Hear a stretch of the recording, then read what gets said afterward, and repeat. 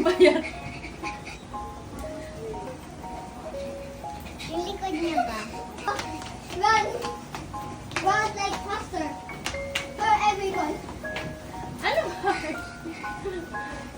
5, 4, 5, 6, 7, 8, Hoy! 2, 3, 4. Stronger ka dapat.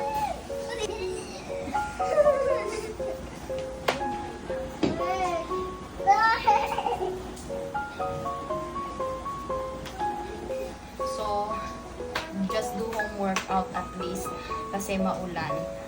Okay na yung sa bahay lang kung ano equipment meron kayo, mag-search kayo.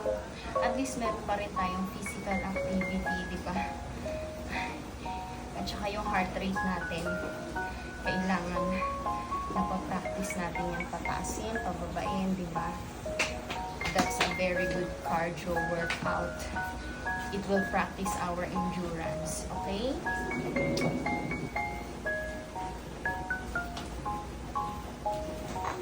Dagan ng bigat.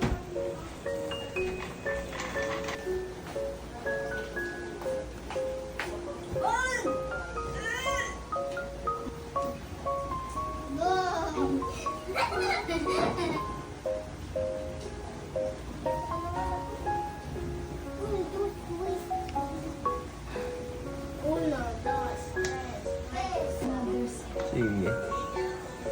Look. Kaya pa? Ayan, last. Kakayanin. Dalawa pa nitong step up. Tapos isa pa.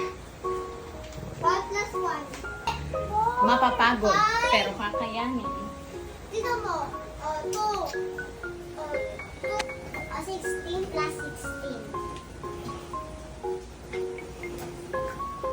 Huh? 16 plus 16.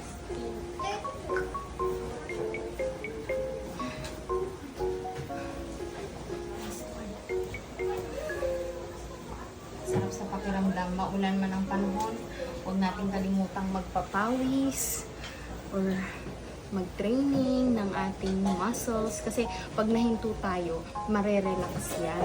Pag na-relax yan, magsishrink yan. Alam mo yung mapapalitan siya ng mga taba. Sayang naman yung mga pinaghirapan natin.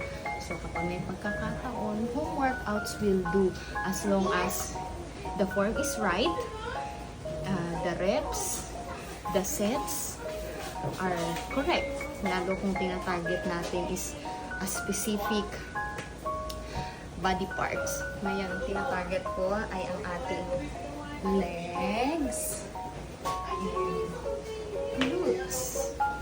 Okay? Kaya yung dalawa.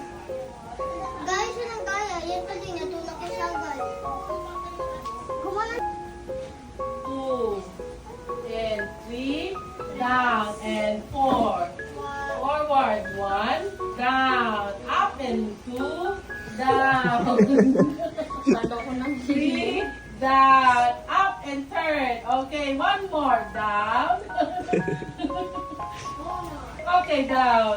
Wow. Ang laki na kasi. Yung barbell niya kasi, dagdagan na, mabigat na.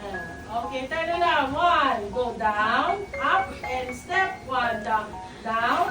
Okay, up, and